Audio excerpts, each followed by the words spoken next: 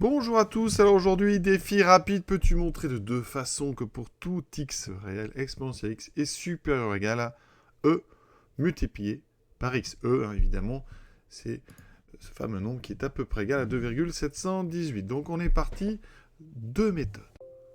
La première méthode à laquelle on peut penser, c'est une méthode très classique, quand on a une inégalité à montrer, eh bien en fait on la transforme, on met tout du même côté, donc ici notre exponentielle x supérieur ou égal à ex, eh bien on le transforme en e de x moins e fois x supérieur ou égal à 0. Et on va étudier la fonction d'expression e de x moins e fois x. D'accord? C'est une fonction donc définie sur R. Elle est dérivable, c'est une soustraction de deux fonctions dérivables.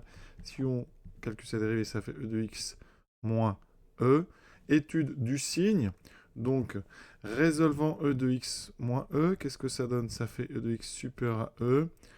On passe ici des deux côtés au logarithme, ça fait x strictement plus grand que 1. Conclusion, on a un tableau de variation. Ici, donc f', eh bien, tout va se passer en 1.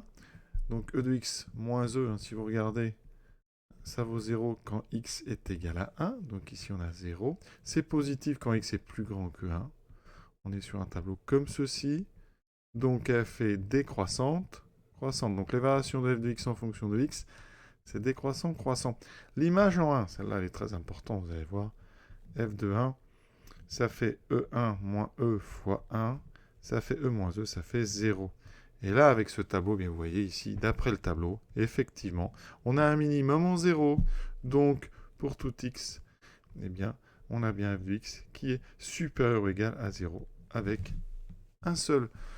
avec un minimum atteint pour une seule valeur de x qui est 1. Voilà, la propriété, vous voyez, démontrée à l'aide d'études de fonctions.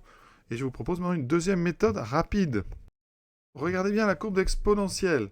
Et je vais tracer, eh bien, la courbe, la droite d'équation y égale e fois x. Voilà, regardez ce qu'elle donne, cette courbe. C'est une droite.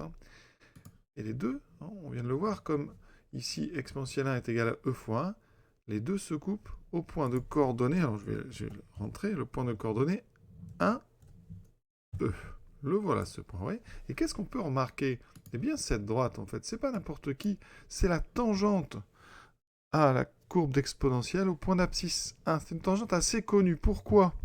Eh bien, parce qu'on sait qu'il y a deux tangentes qui sont sympas pour tracer la courbe exponentielle. D'abord, la tangente au point d'abscisse 0, celle-là est très importante, équation y égale x plus 1, elle est en noir. Et la tangente au point d'abscisse 1, coordonnée 1e, parce que cette tangente, ici elle est en orange, c'est celle qui m'intéresse aujourd'hui, elle passe par l'origine, donc elle est facile à tracer. Vous voyez qu'une fois que vous avez fait ça, eh bien, votre courbe elle peut se placer assez vite. Ça fait une courbe assez précise quand on est autour de 0 et de 1. Pour démontrer ça, on va arriver sur la notion de convexité. Vous savez que la courbe de la fonction exponentielle, c'est une courbe, ici, qui est toujours au-dessus de ces tangentes, parce que la fonction exponentielle est une fonction convexe. On l'a déjà démontré, sa dérivée seconde est toujours positive ou nulle, donc exponentielle est convexe, donc sa courbe est toujours donc au-dessus de cette tangente. Et justement, je vous l'ai dit. Or, la droite delta d'équation y égale e fois x est la tangente au point d'abscisse 1. Donc, ça veut dire que la courbe exponentielle est toujours au-dessus de delta, toujours au-dessus, et même elle se coupe au point de tangence.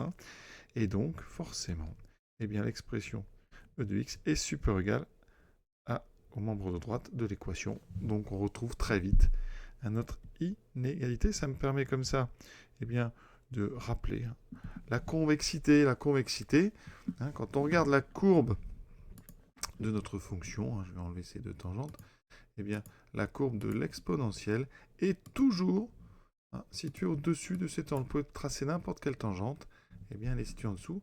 On a l'exemple avec nos deux tangentes, Mais vous pouvez tracer n'importe laquelle des tangentes de cette courbe. La courbe d'exponentielle est toujours au-dessus. Donc ça fait plein d'inégalités, d'ailleurs, qui seront vérifiées pour tout R. Vous pouvez prendre n'importe quelle équation de tangente et vous aurez grâce à elle une autre inégalité. Par exemple, avec la tangente y égale x plus 1, eh bien, on en déduit aussi que exponentielle x est toujours supérieur ou égal à x plus 1. Oui, ça fait comme ça plein d'inégalités, plein d'exercices possibles à faire. Voilà, je vous souhaite une bonne fin de journée à tous. À très très bientôt.